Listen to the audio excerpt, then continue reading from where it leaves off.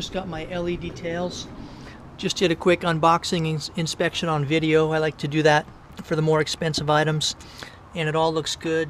No damage to any of the lenses or cracks. Look at the difference in that. Really cool. Huge difference.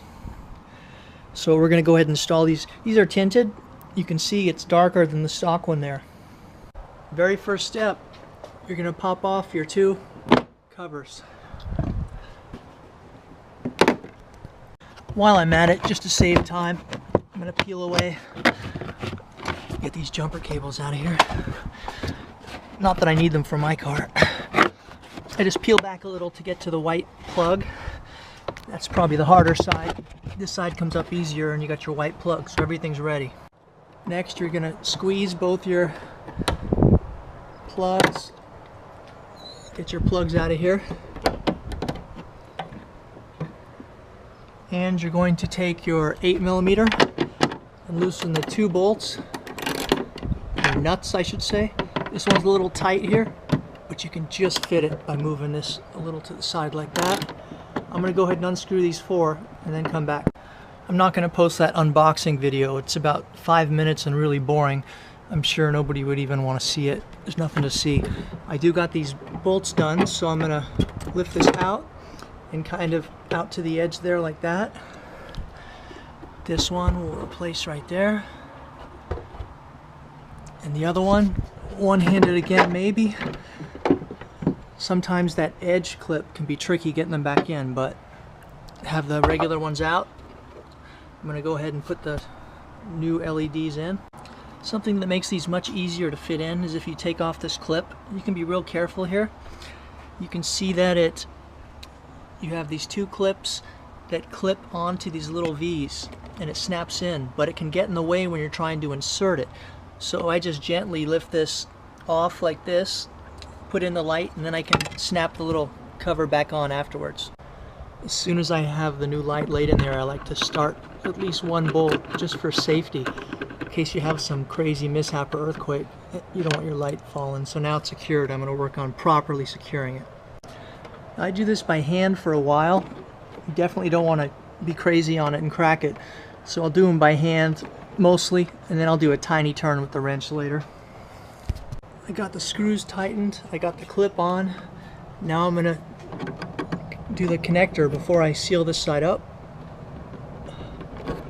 Pull this out, snap it in, and lock it. Snap it in and we're done. Two hand, right there. Make sure it's tight, and then you're just going to tuck that in there just like that and put the cover back on.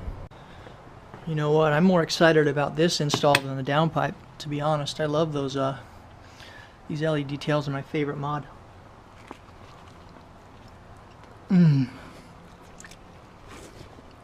Chicken salad sandwich. I'm going to button up this side and then we're ready to do the outers. Alright, peel back this side, undo the connector, then I'm going to start undoing this. You got to be real careful tightening this one. I always get paranoid because it's tricky to figure out your tension on it, because if you snap this, you're totally screwed. You can feel it losing force outside. Finish it with your finger.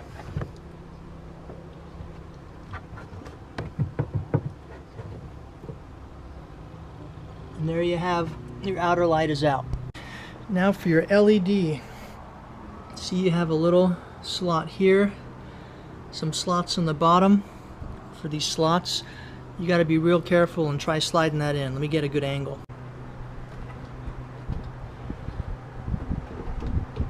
So you want to kind of tuck it close, and then you know you're in your slots. Oh my God, it fits just like that. That's how good the OEMs fit. It's just instant perfectness. All right, now I'm going to go around I'm going to go around the back side, and we'll show you that again.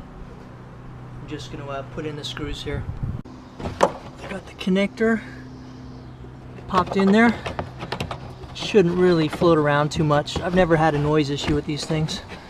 Just tuck it back there. If it makes noise, I'll figure it out later. But your carpet's probably going to be holding it nice and tight. So you want to tuck in your carpet down here and then tuck it in at the top to finish up.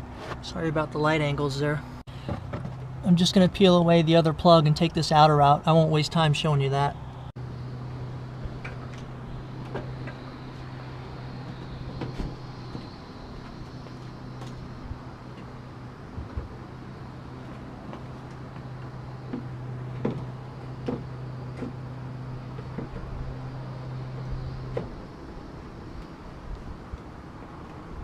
That's it. Let me get it bolted down. Alright, looks like it's about done.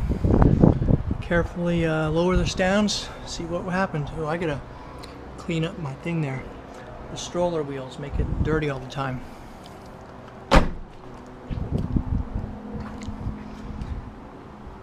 Very straight, very nice. Right there, I have to clean these up a little later.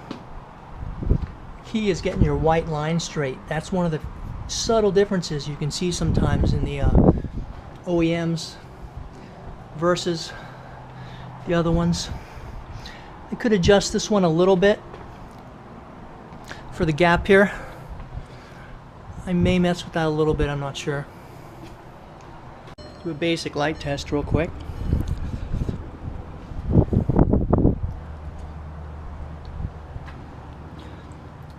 This could be that final video that everybody's been waiting for in the huge OEM versus depot tails and edge tails, all that stuff, the war. Whereas, see, the gap's tight here. It's a little bit wider here. Maybe a lot wider. And this may just tell you that, and these are OEM box, it may tell you that there really isn't an advantage to getting the OEMs and spending $200–300 more. So I'm honest in my reviews. It doesn't bother me because as long as I got OEMs, I got the brightness and intensity, the LEDs that I've seen that are different than other brands, and I just feel good that they're OEMs. But just a fitment comment there that if you don't want to spend a lot, you can't really go too much worse with a fitment if you get one of those reps. Alright, let me show you that I probably have a bulb out error, and then we'll just go ahead and coat it up and fix it. There's my bulb out error. It doesn't like the LEDs. So let's see if we can fix that. I thought this door chime was going to stop, but I'm sick of waiting for it. I'm going to go to Central Electronics. I'm going to go to Coding, Long Coding Helper, and I'm going to go to Byte 18. Remember we talked about that in the VAGCOM video? Mine is 20, as I remember it. It's the one in yellow here. It's 20. Now I know, because I've already had LED tails in this car, that 21 is what I need. So you can't change it in this flashing box. You have to change it up above. I did mention that before. So put the cursor right where it needs to be. Make sure that there should be an 85 before the 20. Yes, there is. I'm going to backspace, take out the 0, and put a 1.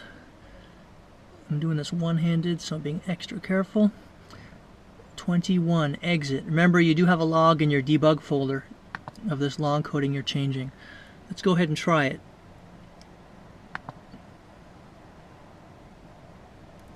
Coding accepted. Now we'll do some tests, see if it worked. Now if you left your car on and you just start it, it's not going to fix it. You have to reset your ignition, so I'm going to turn the key all the way off and remove it. Then I'm going to try again, which recycles that coding unit some kind of way. Start it up, and the bulb error light is gone. That's how you code your tails. As you know, there are many different codes for halogen, xenon, all kinds of different cars, and fogs, daylight, all kinds of codes. That's the hardest part, really. You got to research it all and just keep trying codes till one works. But for my 2011 with xenons, my LED code was 1F, and for this 2013 with Xenons it was 21. So you just got to try some of the codes depending on your setup. This should be it. LED tails installed. Hey guys, I wanted to make one more attempt before I kind of posted this video and maybe spread some bad information. I was able to get this a bit closer. I loosened up both of my inners and the screws, and I pushed them both in the same direction. And you can see this one was the one that had the really wide gap, and I was able to widen this gap quite a bit more, 1 millimeter at least. So it's a lot closer now than it was before. I feel a lot better. Right there. This one is a hair bigger, but honestly it's barely noticeable now, maybe 1 millimeter. So that goes to show you, do loosen the bolts. If you have any strange gaps, try again, adjust it. It's a lot closer. I feel a lot better now.